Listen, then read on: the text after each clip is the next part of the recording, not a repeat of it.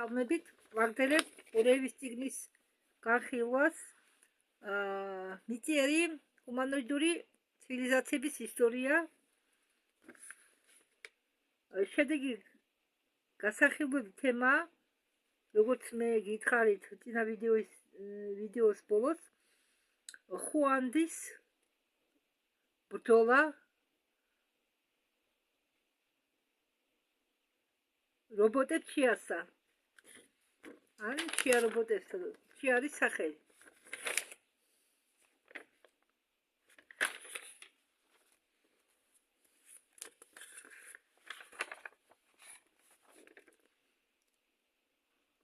მასწავლებელი ხუანდი მის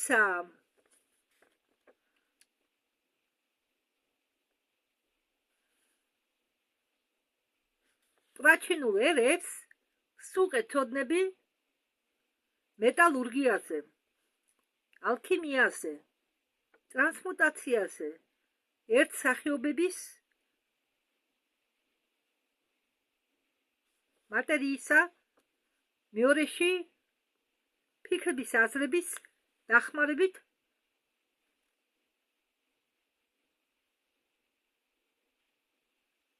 ატომების დაშლაზე და სინტეზზე. უпроსტად ატომების ბირთვების დაშლაზე და სინტეზზე და ელექტრონული ენერგიის ხუთ სახეობაზე, რომლის მარაგები შეიძლება მიიღო პირდაპირ ჰაერიდან. ამიტომ მრავალრიცხოვანი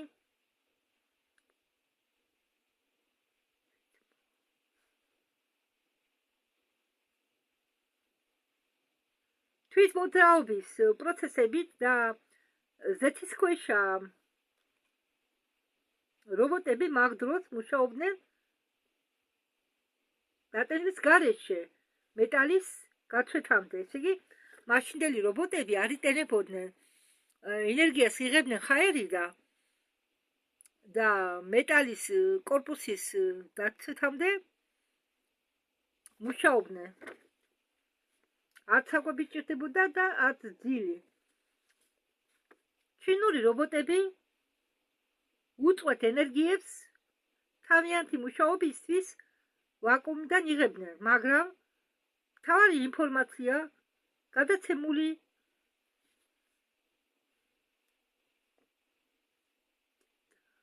დედამიწაზე ეხება მეცნიერებას, რიცხვებზე და ასტრონომიაზე. ფიზიკური და ასტრალური სამყაროების მართავს რიცხვი. უყვარდა განმეორება ჩვენ მასწავლებელს. გააჩერე შენი ტვინი და შეიცანი რიცხვი, მაშინ შენ შეერწყმები დაოს. მოქალაქეები პრაჩინული სახელმწიფოსი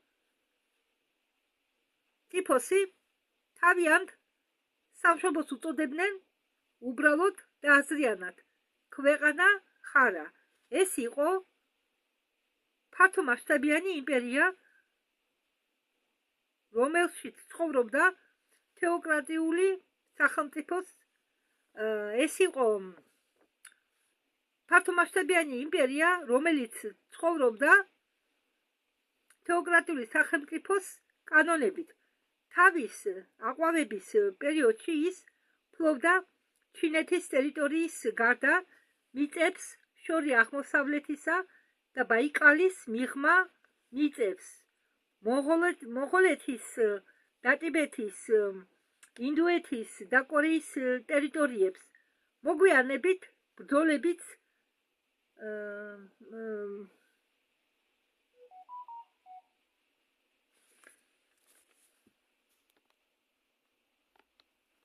ბრძოლებით შემოიერთეს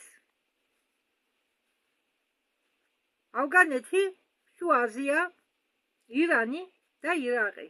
ერაყი უпроსტად, ქართულად ითარგმნება როგორც ერაყი. ციმბირის ადგილას მაგ დროს ბობოქრობდნენ ოკეანეების ტალღები.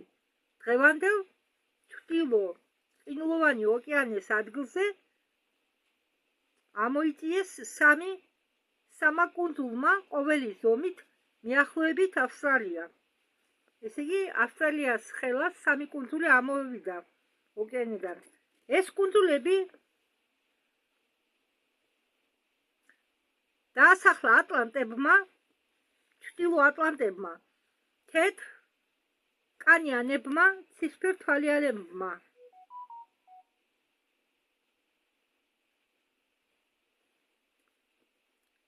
ღია სფერის თვებით, რომლებსაც დღეს ვუწოდებთ ჰიპერბორეებს. ისინი მოვიდნენ სამხედრო ყიჟინით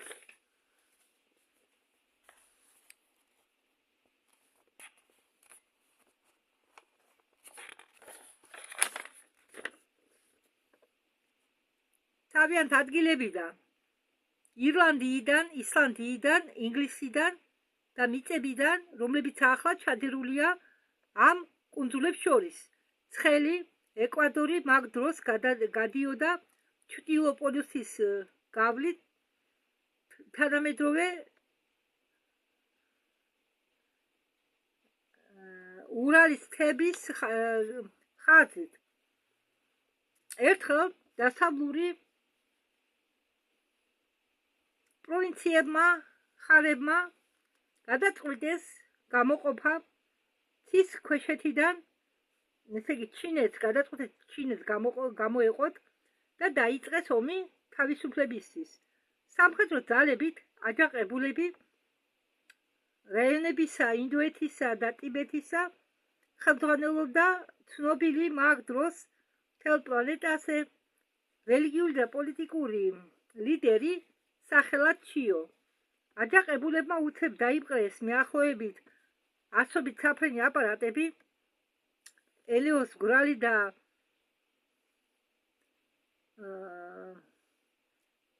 ბრონეტანკების ტექნიკა მესაზღვრეებისა, რომლებიც იცავდნენ ხარას სამხრეთ დასავლეთის საზღვრებს, მაგ დროს ცის ქვეშეთი იმყოფებოდა ცივი ომის მდგომარეობაში ატლანტებთან. ამიტომ მთავარი სამხედრო, საჰაერო და საზღვაო ძალები ხარასის სახელმწიფო სამხედრო ძალებს გაუკეთა აკუმულება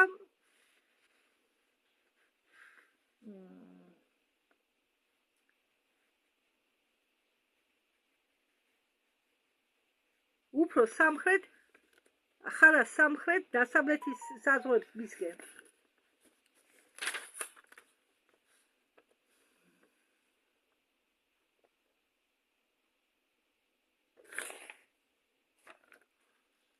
აგრეთვე შორეულ ბაზებზე ატლანტიკურ და წყნარ ოკეანეში. მცირე რიცხოვანი შიდა ჯარები, რომელიც იმპერატორ ხუანდის მიერ იქნა გადასროლილი აჯანყებულების ჩასახშობად, იყვნენ განადგურებული ჩიოს ჯარით. ატლანტები სამოქალაქო ომის დროს არ იჯნენ ხელდატყობილები, არ იჯნენ ხელდაკრეფილი, სწორად რომ თქვათ, მათ გამოუგზავნეს აჯანყებულების ლიდერს გამოუგზავნეს თავიანთი სამხედრო მრჩევლები და 80 ფეხმავალთა სამხედრო მანქანები, რომლებიც იყო ელექტრონიკით დაჯერებული ბოლო ტექნოლოგიის განვითარების დონეზე. აჯანყებულებმა შემოუარეს კონტინენტალურ სამხედრო ძალებს ხარისა და ტერიტორიული ბრძოლის ჩამოვის გარეშე შევიდნენ უდაბნოთი ცის ქვეშეთის დედაქალაქში. წინ მეტაკეთა კორპუსის ლიდერი ჩიუ მიემართებოდა თავისი 80 ბიორობოტებით, რომლებიც იმართებოდნენ ასის ბრძანებით, თანასადარ ჩიოს ბრძანებით. ამრობდეს მიმართავდა ჩიო და ტექნიკას. ტექნიკა კიდე იმართებოდა მის ფიქრების აზრებით, ხატოვნების აზრებით. გარეგნულად ეს უზარმაზარი რობოტები გავდნენ რკინის ჭიანჭველებს, რომლებსაც ჰქონდათ სიმაღლე 10 მეტრი დედამიწიდან და სიგრძე ჰქონდათ 30 მეტრი. ყოველ ამ მანქანებს ჰქონდა 6 ფეხი, გადასაადგილებლად 4 ხელი მანიპულირებისთვის.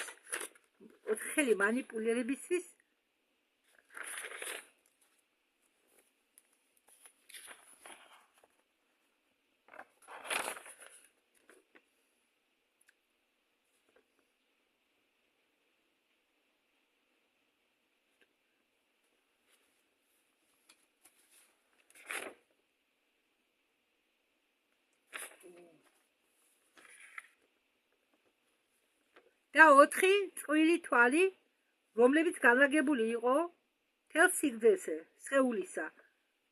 რამდენიმე ესკადრილია სამხედრო საჰაერო ძალებისა ხუანდისა სროლის მეშვეობით ლურჯი ელვებით ცდილობდნენ მათ შეჩერებას, მაგრამ ყველა ენლეო სამთავრობო ჯარებისა იყო დამწვარი სხიური ზარბაზნებით ბიორობოტების მიერ და ღამით 11 სექტემბერს ჩვენ დროით შინა 11 სექტემბერს ჩვენი დროით წინა რასინ გამოვიდნენ ქალაქ შუიანთან ცენტრალური ციხეს სიმაგრის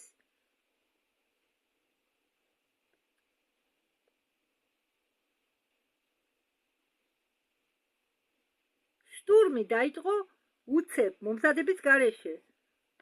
შუიანის დამცველები იყვნენ განწირულები, რადგან მათი ელექტრონული მანქანები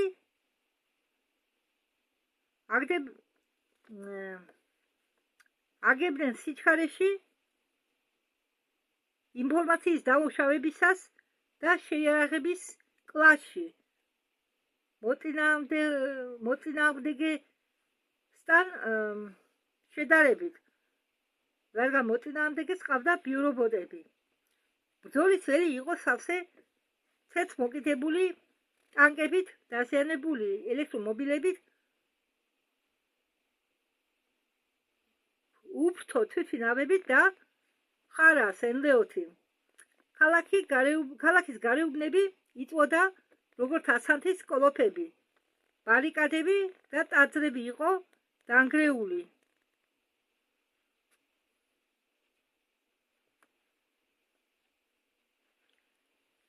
ჭურვების უხილავი ძალითა და წინა რაცმში 200 ტანკიდან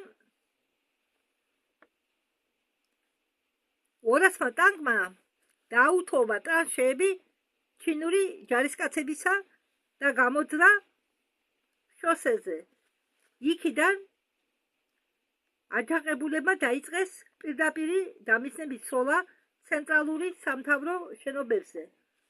და უცებ რა მოხდა? 10 მეტრიანი რკინის ჭიანჭველები, რომლებიც წვავდნენ ჰიპერბოლოიდური სხივებით დარჩენილი ჩინური ტექნოლოგიების ერთეულებს, მიატოვეს ჩიოს ბრძანების შესრულება. ისინი თვალებივით დარბაცოდნენ და გაიფარდნენ სხვადასხვა მხარეს. ბიორობოტების ცეცხლის მხარდაჭერის გარეშე ჩიოს ბრონეტანკის კოლონები ვერ შეძლებდნენ გზის გაგრძელებას. შუიანის რკალის გზაზე ტანკები იყო შეჩერებული. ფეხმავალი ჯარის კაცები გამოვიდა ტრანშეებიდან და ბრონეტექნიკას უგნიდან შეუტია. წინ წასული ტანკები იყო ხელყუმბარებით და ხელით რეაქტიული ჭურვებით დაბომბილი. ჩიოს ჯარის მთავარი ძალები გაჩერდნენ თეთრ მოკიდებული ქალაქის შესასვლელთან და იქ მათ დაბომბეს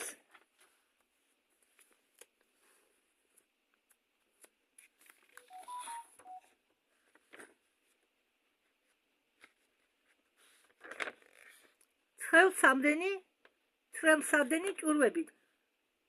სამთავრობო ძალებმა გარს შემოარტყეს მტრებს და დაწვეს ჩიუს მანქანები ატომური ზარბაცნების ცეცხლით. ამბავი იმპერატორ ხუანდის სულთა გამარჯვებაზე მოღალატე ჩიუზე უცებ გავრცელდა ყველა პროვინციებში. ცის ქვეშეთისა და მოვიდა ჩვენამდე. ეს ამბავი ჩვენამდე მაგიტომ მოვიდა, რომ თანამედროვე ჩინეთში შენახულია ბევრი მითები, ლეგენდები და თქმულებები. აი ერთი მითოლოგიური მოთხრობა. და ამას ახლა წაგიკითხავთ. დიდი ხნის უკან ჩინეთის მიწაზე ციდან დიდ და გრძელ რაკეტაზე ჩამოფრინდა ღმერთი.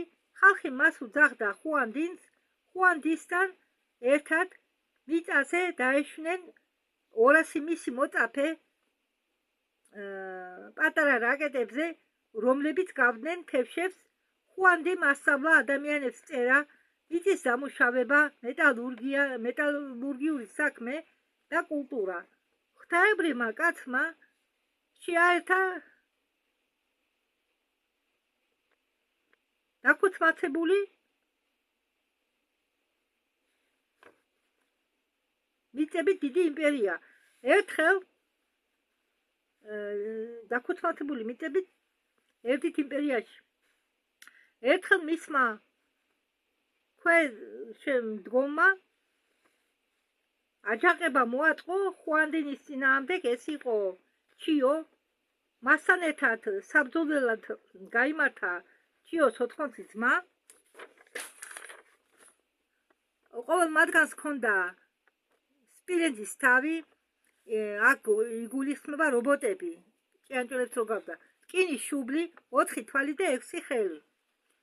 ჩიო ჯერ იგებდა ბრძოლას ხუანდის ჯართან, მაგრამ შემდეგ ხუანდინის ქალიშვილმა უბრძანა სასწაული დოლებზე დაეტყათ, რომლებიც გააკეთებული იყო უცნობი რკინისაგან. როგორც კი გაისმა დოლების ხმა, თელმა არმიამ მიატოვა გადაადგილება.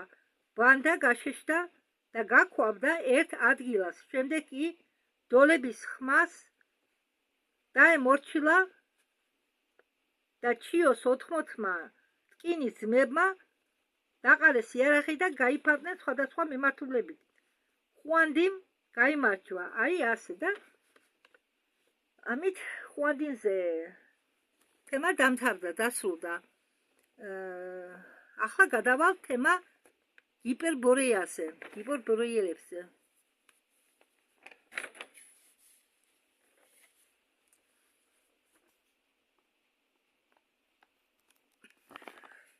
უკაცრავად. ჰიპერბორეა. აქ ლექსი გადავთარგმნე მე, არ ვიცი როგორ გავამირიდა. ბადების ისარი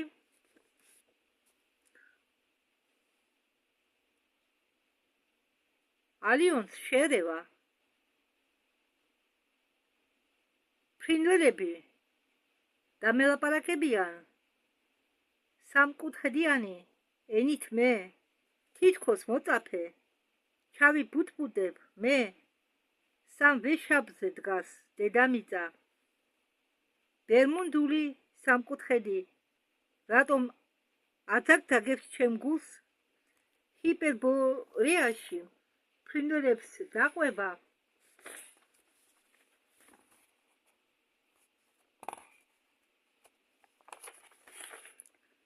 ჩემი გული მაგის შემდეგ იმისთვის რომ გმირების ძველი ენა გამახსენდეს და მთების და ტყეების დამწერლობა ну შეიძლება მე არ გამომივიდა ლექსის გადათარგმნა როგორც საჭიროა, მაგრამ ასე მაინც მიგაწოდეთ. დღევანდელი განლაგების ადგილას ყინულოვანი ჩრდილოეთის ოკეანისა ბოლო მილიონი წლის მანძილზე 8-ჯერ იწეოდა და ჩადიოდა წყლის მორევში ლავა, გრანიტის მთების პროტუბერანსები და ბაზალტის ნაწილები ხმელეთისა. კლიმატის შეცვლის შემდეგ და კუნძულების გაწვეთის შემდეგ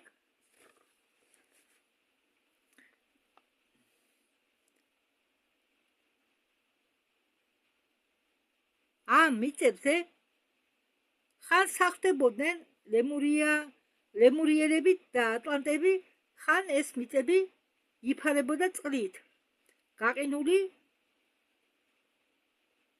უვიცობით და გაყინული წყლით. მიახლოებით 1,200,000 წლის უკან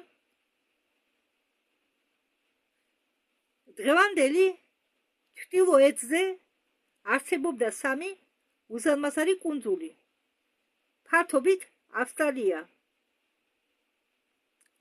ფართობით ავსტრალიის ხელა. პირველი მიწა იყო განლაგებული ბოფორტის ზღვაში, ალბათ ბოსფორტი ხო?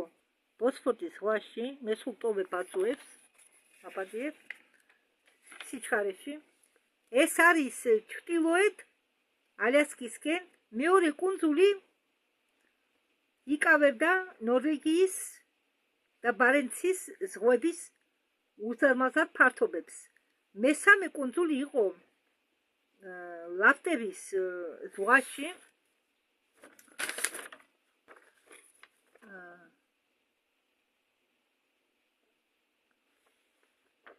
რომელიც იტევდა ტაიმირის კუნძულებს და ნოვოსიბირსკის კუნძულებს.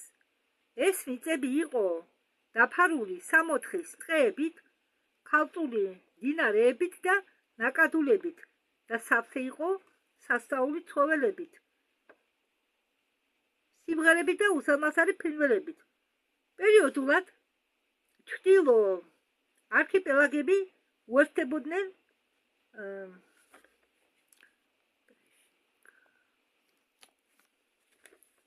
და უერთდებოდა გადასასვლელი ყელით.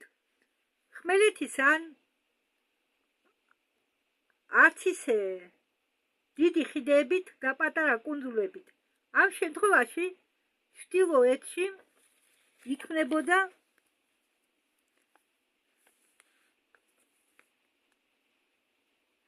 ხომ გითხარით მოკლედ სიჩქარეში ან ტოვებ ასვევს ან სპასოსზე. ერთი გიგანტური მატერიკი, ლემურიის მაგვარი ან ატლანტიდის მორიგი,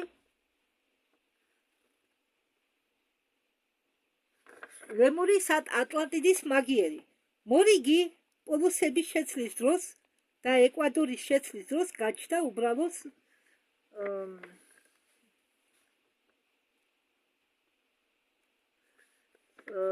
ესე იგი პოლუსები და ეკვადორის შეცვლის დროს გაჩნდა ურალის მთები და ახლანდელი ჩრდილოეთის ადგილას ამოტივტივდა კიდევ 2 უზარმაზარი ბუშტი, რომლებიც შეიცავდა დამძნარ ბაზალტისა და რკინის რუდის შენარევს.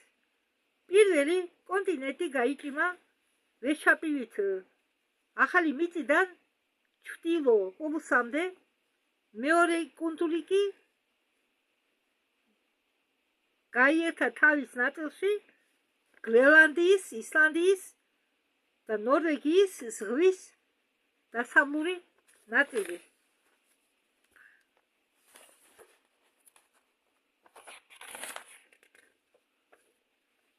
ძველი საბერძნეთის ფილოსოფოსები ამ სიმახინჯეს, რომელიც მოჩანდა ჩრდილოეთის ყინულოვან ოკეანიდან, უწოდეს ჰიპერბორეა. მიახლოებით 80,000 წლის უკან მორიგი გეგმური კატაკლიზმის დროს მიწისქვეშა ღმერთებმა ამოწეს ქვეიდან უზარმაზარი ხვრელი ჰიპერბორეის ქვეშ. ცენტრალური ნაწილი მატერიკის აკვამდა და დაიწყო წვა ჯერ ყვითელი ალით. შემდეგ კი გიგანტის უზარმაზარმა მთებმა, უბრალოდ შემდეგ კი გრანიტის უზარმაზარმა მთებმა დაიწყეს ხტუნვა და ხმაურით ჩავარდნენ წითელი ლავის უსკულში. მთეს მიყვა ზღვა და გადაიქცა ორთქლად და წყალი ხმაური დასწვენით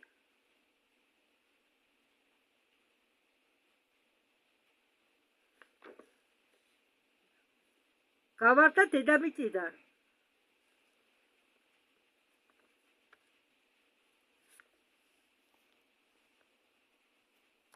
გავარდა დედამიწიდან 11 ნახევარ კილომეტრით ზევით. შემდეგ მეტი 4 ბზარი გავიდა მორევის ცენტრიდან სანაპიროებზე. ჰიპერბორეისა უზარმაზარი მატერიკი როგორც გაბერილი საბავშვო ბუშტი ხმაურით გასკდა 5 ნაწილად.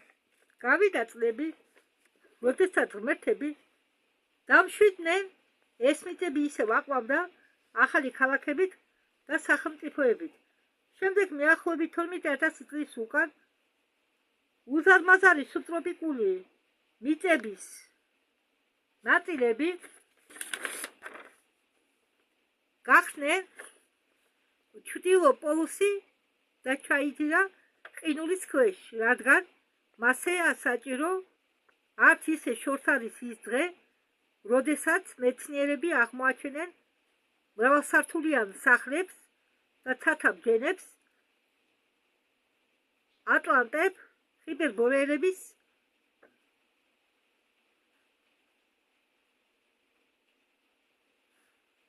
ნოვოსიბირის კუნძულებზე. ახლა მიწის რაიონში, გრენლანდიაში, ლაპლანდიაში, ბრელანდიაში იმის გამო, რომ დედამიწას სწრაფად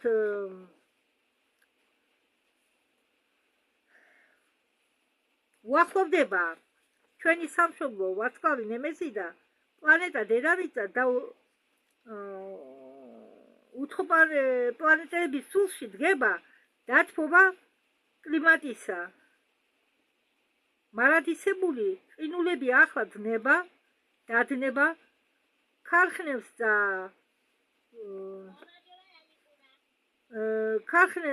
და ქარხნის ტექნოლოგიებს ჰიპერბორეის ქალაქებში ამერიკელები გადაიტანენ ამერიკაში და ევროპაში, სანამ ისინი ჩაიძირებიან, შემდეგ მათ გაასაიდუმლოებენ, რომ ტექნოლოგიური ამოჩენები უცხოპლანეტელების არ გახდეს დედამიწელების სიცოცხლის განადგურების მიზეზი დედამიწაზე.